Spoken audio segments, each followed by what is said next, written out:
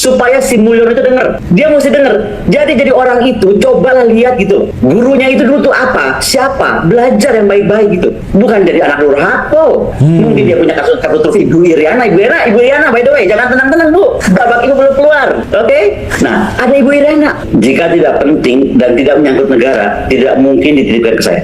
Bahwa menyangkut Mulyono sedikit banyak pasti. Dengan semua data dokumen apa itu. Jadi ada yang di saya yang sudah saya notariskan dulu siap, ada yang dari Mas Andi yang belum dibuka, ada yang dari mungkin tentang kepolisian yang belum dibuka. Kita ini mau buka bukan ancur-ancuran. Ini yang belum mau. Apapun yang dikatakan dia akan balas dan ini akan hancur-hancuran. Nah, kita butuh hancur-hancuran. Harusnya kan diurut kalau memang mau bikin. Sekali lagi saya bukan ngajarin ketua KPK, tapi kalau saya jadi punya kesempatan jadi ketua KPK, yang saya pengen paling penting itu uang negara paling besar itu diberikan di mana? IKN kah? Kalau memang ada di IKN, PIK lah kalau ada di PIK. Kalau ya, saya ngomong kalau nih. Atau kasus Harvey Mois di 300 triliun. Atau mungkin anak-anak beranak itu yang kasus Halmahera, pertambangan. Saya nggak tahu. Kenapa kasus seorang Hasto Kristianto jadi masyarakat umum termasuk saya. Saya kan rakyat biasa. Ini susah untuk memisahkan, itu nggak politis. Susah. Pertanyaannya kan, jadi normal kalau saya berpikir ini mau sampai kapan ya negara begini? Hanya untuk menutupi sebuah kasus mungkin, karena sebelum kejadian ini juga pertama selain kasus dipecat ada kasus yang lebih ramai lagi kan, karya seni yang dianggap tidak boleh dengan secara semena-mena ya, tiba-tiba gedung pameran dikunci. Apapun keputusan kurator, saya nggak mau ikut campur juga, saya nggak bukan ahli seni, tapi menurut saya banyak cara-cara yang kita rakyat tuh udah jadi nggak nyaman gitu. Apalagi saya tinggal di Saint Petersburg ya, ini kota seni yang apapun gambar apapun selama dia seni itu nggak ada masalah gitu. Nah, susah jadinya Pak Abraham untuk kita nggak berpikir bahwa ini tuh ada sesuatu hal. Pertanyaan saya kan cuma satu aja deh. Kita ini punya presiden baru yang kita tahu betul bagaimana indikatornya waktu itu saat lagi persiapan menjadi presiden, wah akan membasmi betul korupsi, akan dikejar ke Antartik dan lain-lain. Itu yang kita harus dukung. Nah, pertanyaan saya sekarang, emang Mas Hasto itu korupsinya apa kalau dia korupsi gitu? Terus siapa yang dirugikan? Nah itu. Jadi jangan sampai habitual dari sebuah, pernah baca bukunya ini nggak, Marehan yang tentang The Falling State. Jadi kalau The Falling State itu dia punya self sabotage. Jadi negara yang mau jatuh, mau berantakan, itu dia punya lingkaran-lingkaran sabotase sendiri gitu. Ya, bagaimana misalnya dia akan menjadi menjadikan tata kelola negara itu lemah, institusi itu lemah, elit politiknya yang korup itu ditutup mata kan, ya kan, dan itu bagaimana kemudian mengikis supremasi hukum. Ada kemudian akan mendorong kolaps ekonomi, jangan salah nih, dunia sedang nggak baik-baik aja, kita akan tereplikasi ke sana. Kemudian ada misalnya faktor kenaikan PPN yang sedang ramai juga 12%. Ini semuanya akan memicu sebuah keributan besar di negara menurut saya. Kemudian negara gagal dalam mempertahankan keamanannya, internalnya. Gini loh, sebenarnya kadang-kadang orang menganggap gini, oh Indonesia aman aja kok, negara kita tetap berdaulat, semuanya tidak ada yang terjadi apa-apa, Laut Cina Selatan apa-apa, Natuna aman. Sebentar, ya kan, jangan salah, walaupun aman dianggapnya, ketidakstabilan politik itu adalah sebuah jaminan negara harus menjamin masyarakatnya punya kestabilan politik. Jadi ketika sekarang terus kita tuh tergerus hanya untuk mikirin politik gitu kan, apalagi politiknya seperti kriminalisasi begini, ya kan, kalau saya boleh sebut kriminalisasi, ini kapan kita mau bergerak maju gitu loh. Nah, karena kemudian ini akan berdampak pada banyak hal. Ketika negara itu tidak stabil, itulah kenapa negara harus menghadirkan kestabilan politik. Inilah kemudian akan berdampak kepada kemunduran ekonomi, kepada faktor-faktor sosial seperti kemiskinan, pendidikan, sektor kesehatan, infrastruktur, and so on and so forth. Gitu loh Pak Abraham. Jadi kalau saya lebih konteksnya nih, saya tuh mempertanyakan loh, sampai kapan sih kita mau begini gitu? Sementara tantangan kita kedua. Ya, halo teman-teman, selamat datang lagi di channel ini. Salam inspirasi, salam NKRI, harga mati. Ya, baru saja kita mendengarkan penyampaian dari Bu Koni, ya, Koni Bakri. Dan tentu memang tadi ada beberapa hal penting yang beliau sampaikan, yaitu mengenai data-data dan mungkin dokumen-dokumen besar yang saat ini sedang diamankan beliau. Tadi sempat menyinggung nama Ibu Iriana Jokowi dan Jokowi serta keluarga. Dan memang baru-baru ini ya, beberapa minggu lalu sangat gencar-gencarnya bahwa Bu Koni ini turun lapangan gitu ya. Dan ada beberapa penyampaian penting dan juga masalah terkait Hasto Kristianto, Sekjen DPP PDIP, ya, elit partai yang ditersangkakan oleh KPK beberapa minggu lalu. Dan Ibu Koni langsung memberikan pernyataan bahwa Hasto telah mengamankan dokumen-dokumen penting, dan Ibu Koni telah mengamankan itu. Kalau kita melihat memang dari sudut pandang saya pribadi gitu ya, saya melihat eh, dalam tahun politik 2024 dan menjelang awal tahun 2025 sangat luar biasa sekali ya perjalanan-perjalanan politik yang kita lihat. Bagaimana instrumen-instrumen politik itu diperankan, dilakukan oleh mereka-mereka.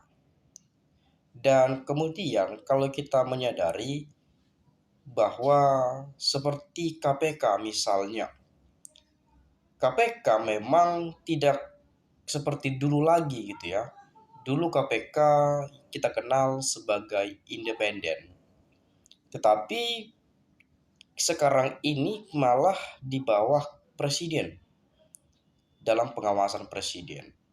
Artinya presiden bebas saja mau melindungi si A, melindungi kerabatnya mungkin, dan mungkin ini menjadi sebuah hal yang perlu kita lihat seperti kejadian adanya dugaan-dugaan kecurangan kemarin, adanya Sandra menyandra kemarin gitu ya. Kalau di bawah kepresidenan, jadi banyak yang berasumsi berarti nanti orang-orangnya presiden aman-aman saja dong, gitu. Jadi semuanya merapat ke para penguasa. Jadi konteksnya dari seperti itu yang saya lihat dari berbagai sudut pandang, dari komentar yang saya baca juga sebetulnya dari teman-teman kita netizen yang pada umumnya adalah masyarakat Indonesia. Nah kemudian seperti kasus Harun Masiku, itu kan kasus yang sudah lama sekali teman-teman, 5 tahun silam. Ya ini masuk pada tahun kelima. Dan pada saat itu kita melihat bahwa mungkin saya nggak terlalu panjang lebar mengungkit hal itu lagi karena saya percaya teman-teman juga sudah tahu. Jadi pada kasus itu sebetulnya bukan korupsi gitu ya, bukan merugikan uang rakyat, bukan merugikan uang negara. Karena kasus suap ya, memang perlu juga ditangani seperti itu. Tapi yang kita lihat ini, kenapa kalaupun saja ditangani, kenapa sampai sekarang belum ditangkap-tangkap sampai 5 tahun? Baru sekarang diungkit lagi.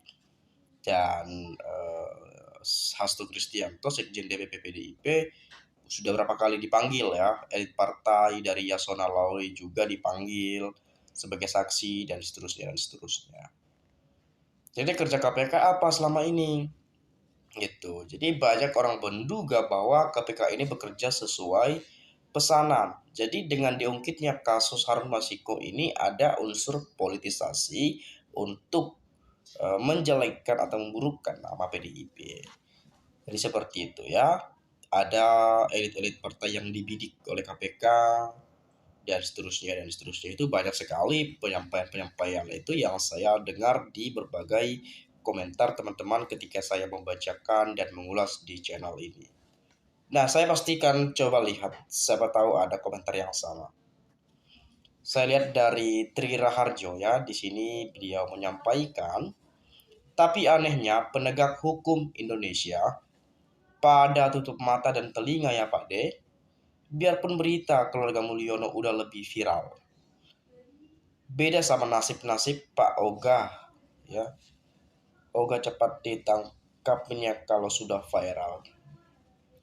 Nah, jadi banyak juga yang mengatakan keluarga Pak Jokowi pun sebetulnya saya melihat bahwa kok tidak diperiksa, kok tidak diungkit-ungkit lagi gitu ya.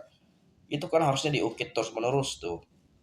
Kan karena keluarga Jokowi jadi nggak diungkit, jadi keluarga si A diungkit terus. Padahal jelas kita tahu ada kasus blok Medan, ada dugaan gratifikasi jet pribadi, ada apa lagi? Ada akun Fufu Fafa, ada politisasi bansosnya Jokowi dan seterusnya dan seterusnya. Itu kan banyak dugaan-dugaan itu. Tetapi kenapa KPK tidak mengungkit itu terus-menerus? Saya yakin kalau diungkit ya pasti ketahuan juga ujung-ujungnya. ya besar atau tidaknya ya saya rasa pastilah ada gitu. Oke, kemudian mantap 100 harus dan wajib dibongkar. Miris dan sedih melihat negara kita RI seramnya. Sia-sia cakap ini cakap itu kalau penegak hukum tak tangkap dan adili Mulyono. Sepertinya pemeriksaan Pak Jokowi tak akan terjadi. Hanya Pak Prabowo lah yang dapat menyelesaikan semua ini. Beranikah? Iya. Ini momentum untuk membuka kasus Mulyono. Mau sampai kapan hanya ancaman omong-omong ini? Nah, ini kan bisa jadi ini saling buka-membuka nanti ya. Pak Jokowi dibuka ini dibuka itu, dan seterusnya. Itu bisa saja nanti ya saling buka-bukaan bobroknya seperti apa gitu ya.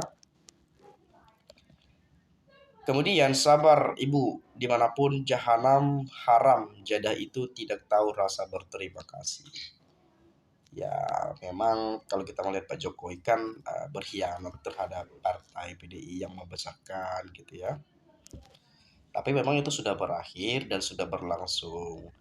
Nah, terlepas siapa yang salah atau siapa yang benar, ya biarlah masyarakat yang menilai, biarlah publik yang menilai secara nalar dan logika dan pemikiran kita masing-masing terkait persoalan-persoalan yang terjadi saat-saat ini.